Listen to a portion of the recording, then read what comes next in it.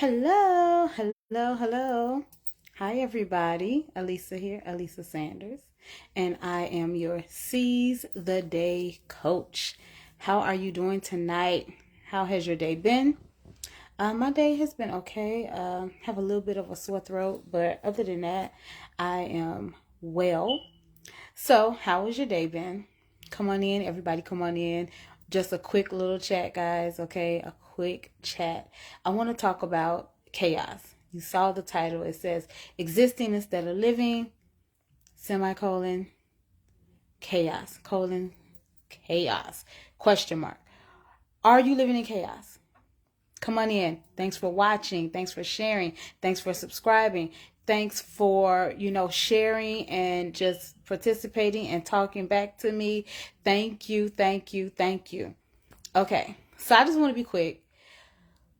Chaos. Are you living in chaos? Or have you previously been in chaos? Are you recovering from chaos? I'm talking about chaos because we talk about existing versus living. And we talk about how being stuck and being just going through the motions is basically you're just existing. But when you are fully living, you are active and you're moving forward and you're being productive. And we know that existing is just like the opposite, right? Okay, but I had something I wanted to ask you about chaos. Is your life in chaos? Is your home in chaos? Is your mind, your thinking in chaos? The reason why I asked that is because I went through so many years of living in chaos. And it was this quote I wanted to share. And I'm going to look down because I'm going to read it because I don't want to mess it up, right? Okay. So it says depression, which is part of chaos, right? It says depression is a vicious cycle. It frequently manifests itself in the degradation of one's personal living environment, which in turn fuels the depression, which then worsens the living environment. Now, if you guys have seen season 7, Criminal Minds, you might have seen Dr. Spencer Reid say that, okay? But he was talking about depression. And he's talking about how it's a vicious cycle. And if I remember correctly from this episode, they went into this lady's home. And I think either she was missing or the child was missing. Or both of them were missing. I don't remember. It's been so long since I've seen that episode. But that stood out to me. That particular that quote stood out to me because it really hit home with me. It hit home with me because it says depression is a vicious cycle. It frequently manifests itself in the degradation of one's personal living environment, which in turn fuels the depression, which then worsens the living environment. So her house was in chaos. It was stuff all over the place. And I remember somebody asking him, like, how could you live like this? What is going on? And then that's when Dr. Reid started talking about depression.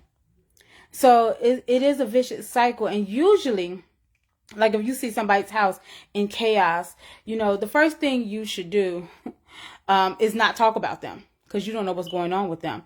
And I have been watching videos recently of this young lady. She goes in people's homes and she cleans up their homes because they have so much stuff. Sometimes it's, it's just stuff, just messy. But then there are other times it's like really nasty. Like they haven't cleaned in like years. And she says she goes and she helps them because it's mental, it's like a mental illness. And sort of like think about hoarders, right? Think about hoarders. So it was like that. And she was just saying that she wants to go in and she helps people and she does not charge them because she understands that it is, something is going on with them mentally. Something is, going wrong with them that's causing this. And what I have found out is if you have chaos on the inside, meaning in your mind, your thinking is just full of chaos and you are constantly battling thoughts and depression and you don't even know how to fix it.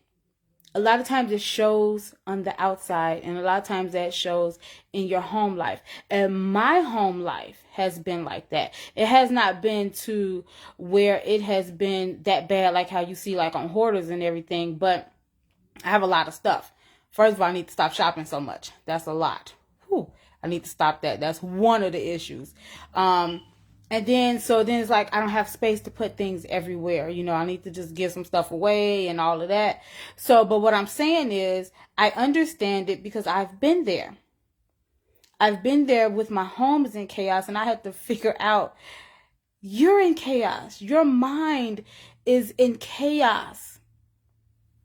It is not settled. It's all over the place. You procrastinate. That's part of the reason why it looks like that, because you put it off, and that's the issue. Laziness is an issue.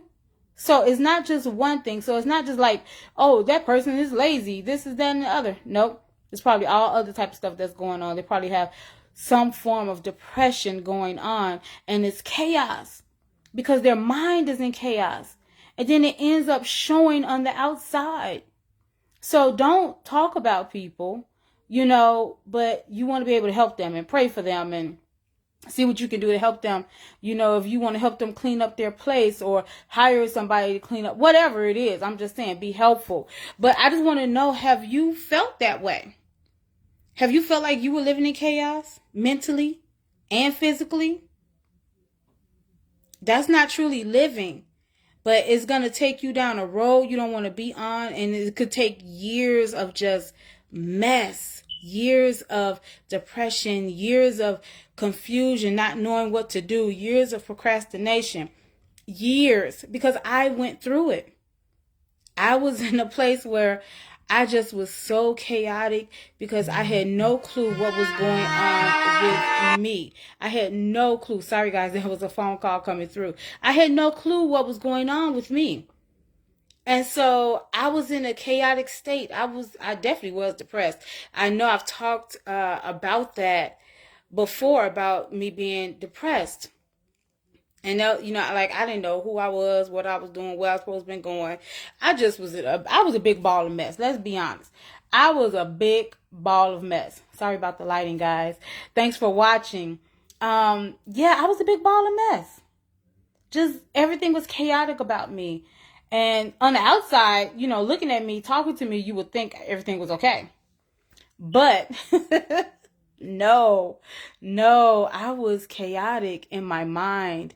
My thinking was all over the place, and I just was confused, and I was really depressed because I had so many things that was going on in my life that was not working out well, and I wasn't, you know, living my full potential. I wasn't, you know, really fully living up to the things and going down the path that God had for me.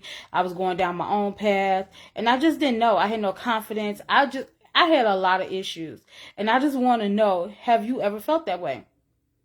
Have you been chaotic? I know I was chaotic, and I'm telling you, what you feel on the inside will start to show on the outside.